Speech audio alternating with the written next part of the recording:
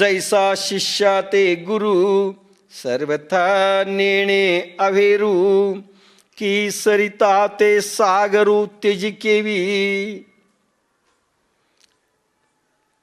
उदाहरण देतोय अर्जुन. भगवान मी शिष्य झालोय ना, गुरु आपल्या शिष्याचा अवेर करत नाही. शिष्याला खरं म्हणजे काय, शंकाग्रस्त शिष्य होता कामा नये. शंका निरसन करण्याकरिता प्रश्न विचारायचे, पण कुशंका घेऊन सारखं नाही करायचं. शंका असावी, कुशंका नसावी. पण शंका रहित प्रेम गुरुवरती पाहिजे. निसंकोच पूर्ण समर्पण. तर तो म्हणतो, ज्याप्रमाणे श्री गुरु आपल्या शिष्याचा कोणत्याही प्रकारे तिरस्कार करत नाही, त्या शिष्याचा तिरस्कार होत नसतो, पण त्यांनी गुरुनी शिष्य म्हणून ॲक्सेप्ट करावं. बाप्पासाहेबांना अनेक लोक गुरु मानत होते, पण त्यांनी सांगितलं मी कोणालाही शिष्य मानत नाही, फक्त आम्हाला तिघाला ॲक्सेप्ट केलेलं होतं, इतरांना नाही. म्हणजे लक्षात घ्या की गुरु तुम्ही मांडलं तर काय झालं, त्यांनी मांडलं पाहिजे. भगवंताला आपण मांडलं तर काय झालं, मी तुझा भक्त आहे, पण त्यांनी मानलं पाहिजे ना की माझा भक्त आहे.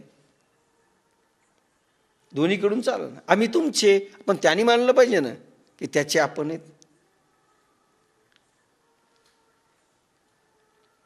त्याप्रमाणे श्री गुरु आपल्या शिष्यांचा कोणत्याही प्रकारे तिरस्कार करीत नाही. शिष्य म्हणून घेतलं तर तिरस्कार नाही.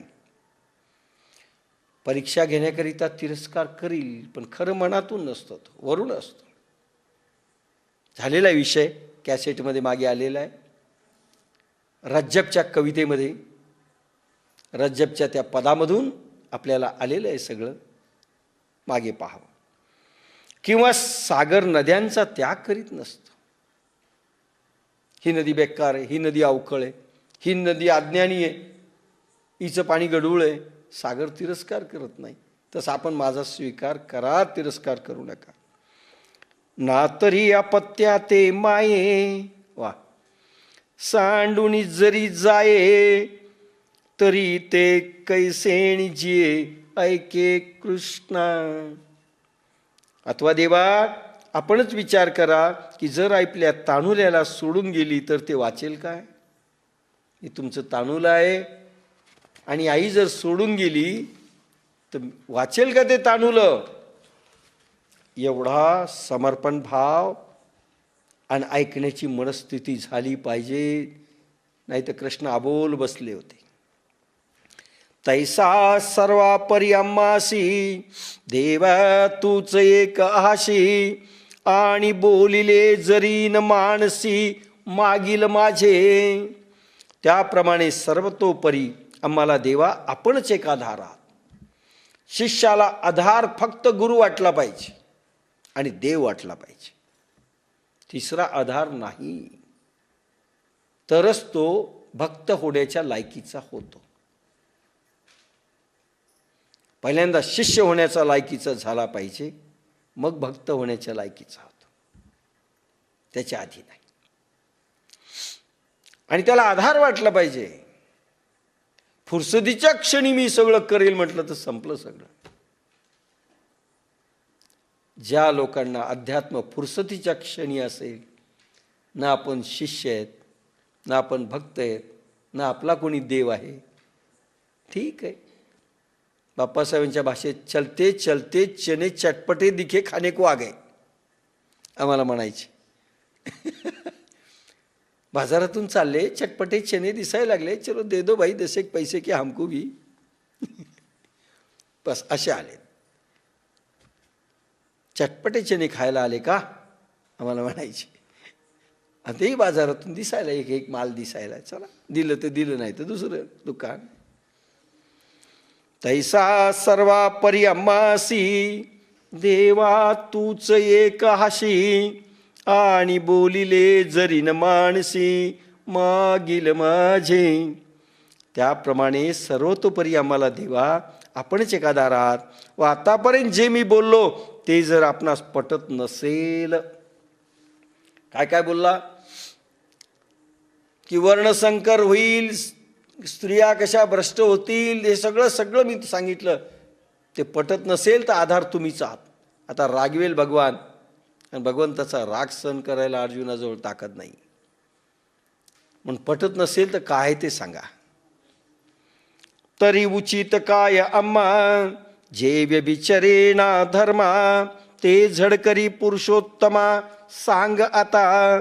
तरे पुरुषोत्तमा, जी गोष्ट आम्हास उचित असून स्वधर्माचे विरुद्ध नसेल, काय आत टाकलेली आहे, आम्हाला एक सांगा.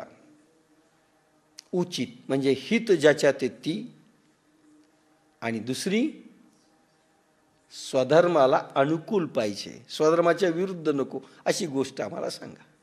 8वा श्लोक, 2रा अध्याय. नहीं प्रपश्यामि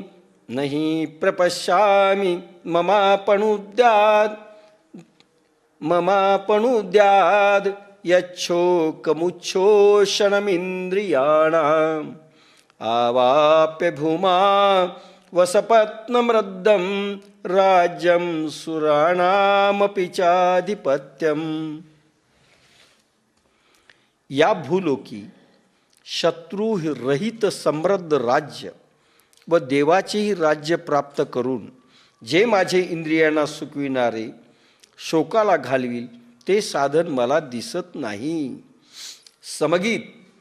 निष्कंटक राज्य येथे, इंद्रपद लाभे तेथे, शोकनाशील ते काय, तसा दिसेना उपाय. हे सकळ कुळ देखोनी, जो शोक उपलना सेमणी, तो तुझिया वाक्या वाचुनी न जायानिके. या हा समोरील गोतावळा पाहून माझ्या मनात जे दुःख उत्पन्न झाले आहे, ते आपल्या उपदेशा वाचून दुसऱ्या कोणत्याही उपायाने नाहीसे होणार नाही.